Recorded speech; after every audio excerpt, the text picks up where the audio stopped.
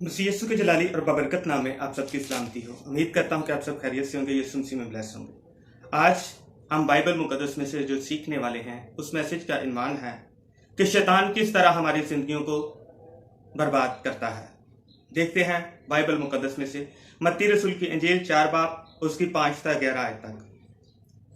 तब अबलीस उसे मुकद्दस शहर में ले गया और हैकल के किंगरे पर खड़ा करके उससे कहा कि अगर तू खुदा का बेटा है तो अपने ताएं नीचे गिरा दे, क्योंकि लिखा है कि वो तेरी बाबत अपने फरिश्तों को हुक्म देगा और वो तुझे हाथों पर उठा लेंगे, ऐसा ना हो कि तेरे पांव को पत्थर से ठेस लगे।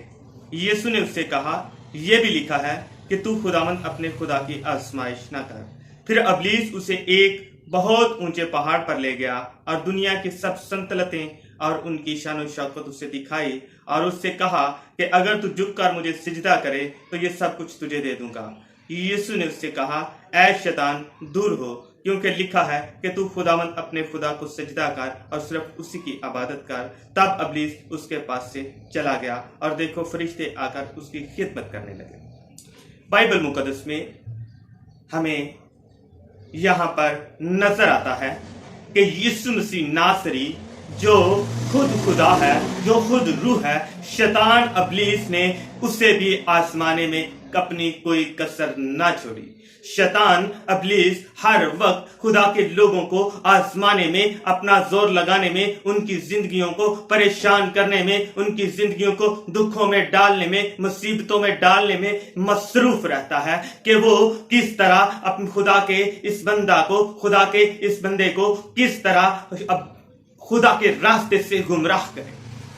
अबलीस मुख्तलिफ तरीके आजमाता है। यीशु मसीह नासरी को भी उसने देखो बाइबल मुकद्दस की बातें बयान करके उसको आजमाने की कोशिश की, उसको भी गुमराह करने की कोशिश की। बाइबल मुकद्दस कहती है तब और हैकल के किंगरे पर खड़ा करके उससे कहा, अगर तू खुदा का बेटा है तो अपने ताएं नीचे गिरा दे, क्योंकि लिखा है कि वो तेरी बाबत अपने फरिश्तों को हुक्म देगा और वो तुझे अपने हाथों पर उठा लेंगे।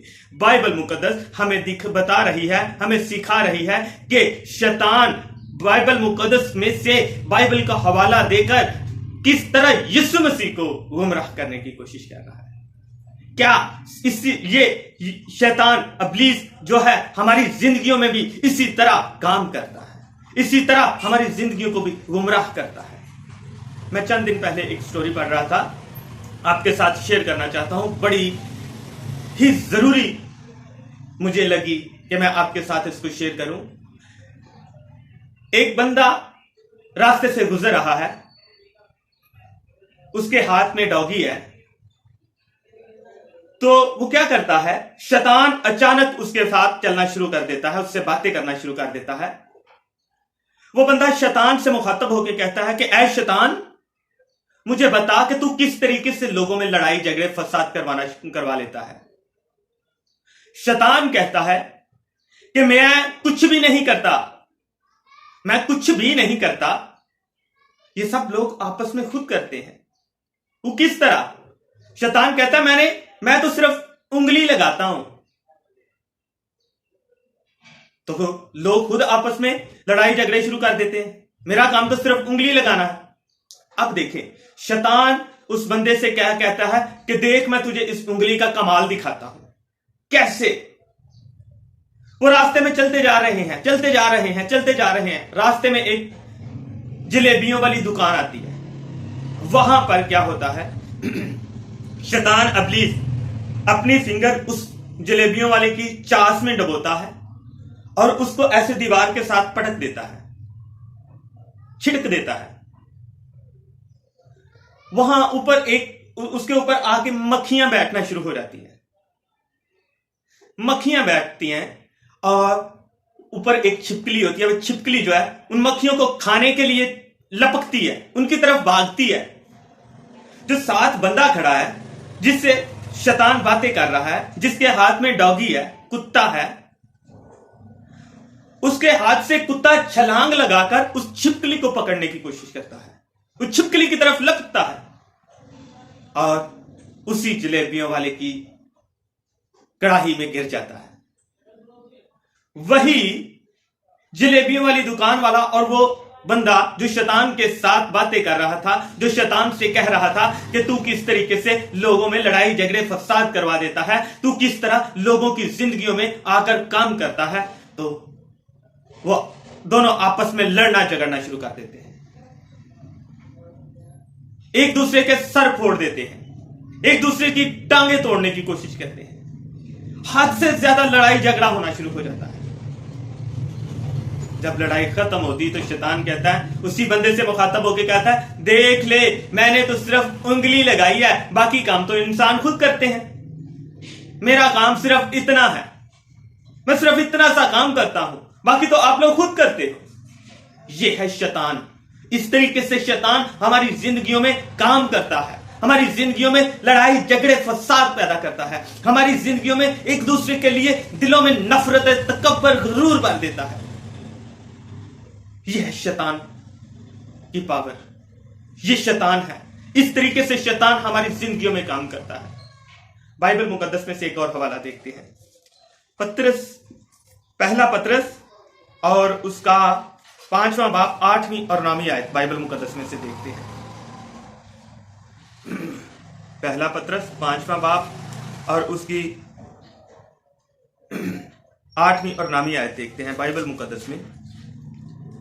तुम होशियार और बेदार रहो, तुम्हारा मुखालिफ अबलीस गर्जने वाले शेर बब्बर की तरह ढूंढता फिरता है कि किसको फाड़ खाए। तुम ईमान में मजबूत होकर और ये जानकर उसका मुकाबला करो कि तुम्हारा भाई जो दुनिया में है ऐसे ही दुख उठा रहे हैं। बाइबल मुकद्दस हमें क्या सिखा रही है कि तुम होशियार रहो, बेदार रहो, तुम्हारा मुखालिफ मसीह शेर बब्बर की तरह फाड़ने के लिए तैयार है। ये देखें, बाइबल हमें सिखा रही है, वहां पे इब्लीस एक उंगली के इतना से इशारे से हम लोगों के सर फोड़ने तक पहुंच गया। और बाइबल हमें यहां सिखा रही है कि तुम होशियार और बेदार रहो, तुम्हारा मुखालिफ मसीह फाड़ने वाले शेर बब्बर की तरह है, दौड़ता है, फिरता है, घूमता है, मौके की तलाश में रहता है कि कब किस पर हमला करे, कब किसको अपनी गिरफ्त में ले। और ये सिर्फ और सिर्फ खुदा के मुकद्दसीन पर हमला आवर होता है। उन लोगों पर शैतान ज्यादा हमले करता है जो लोग खुदा के साथ वफादारी के साथ चलते हैं, क्योंकि शैतान चाहता है कि खुदा के लोग खुदा से दूर रहें, खुदा के लोग खुदा के साथ मुखलिस वफादारी के साथ ना चल सके, खुदा के लोग खुदा का काम ना करें, बल्कि वो हर वक्त मेरे काम में लगे रहें। हमें जरूरत किस बात की है? हमें जरूरत इस बात की है कि हम खुदा के इन वेदों को समझें, खुदा के इन वेदों को समझें और शैतान का मुकाबला करें। बाइबल मुकद्दस में से एक और हवाला देखते हैं, इफिसुस की कलीसिया के नाम पहलुस रसूल का खत और उसका 4था बाब और उसकी 27वीं आयत बाइबल मुकद्दस में से देखते हैं। 4था बाब 27वीं आयत बाइबल मुकद्दस में यूं लिखा है, और इब्लीस को मौका ना दो। बाइबल मुकद्दस हमें सिखा रही है कि इब्लीस को मौका ना दो कि वो तुम्हारी जिंदगियों में आकर इस तरीके से तबाही बर्बादी को पैदा करे। इब्लीस शैतान को मौका ना दो कि वो तुम्हारी जिंदगियों में इस तरीके से बर्बादी लेकर आए। जब तुम्हारे अंदर, जब तुम्हारे जिंदगियों में लड़ाइयां झगड़े फसाद हो रहे हो, तो इस बात को रियलाइज करो, इस बात को देख लो, इस बात को जज कर लो कि शैतान हमारी जिंदगियों में काम कर रहा है। और अब हमें इसको होशियारी के साथ, बेदारी के साथ इसका मुकाबला करना है। जिस तरह मत्ती की अंजील में बाइबल मुकद्दस में खुदा ने हमें सिखाया कि तुम उसका मुकाबला करो तो वो तुमसे भाग जाएगा, इसी तरह हमें जरूरत है कि हम इब्लीस को मौका ना दें, बल्कि उसका मुकाबला करें ताकि वो हमसे दूर हो जाए, हमारी जिंदगियों से दूर हो जाए, हमारे घरानों से दूर हो जाए। खुदा हमें अपनी खिदमत के लिए चुनना चाहता है। जब हमें खुदा अपने कलाम की खिदमत के लिए, अपने कलाम के कामों के लिए, अपने जलाल के लिए इस्तेमाल करना चाहता है, तो शैतान बहुत सारी रुकावटें, बहुत सारी परेशानियां, बहुत सारे दुख, बहुत सारी लड़ाई झगड़े फसाद हमारे घरों में, हमारी जिंदगियों में डाल देता है, ताकि हम खुदा के उस काम को, उस मंसूबे को पूरा ना कर सकें जो उसने हमारी जिंदगियों में रखा है।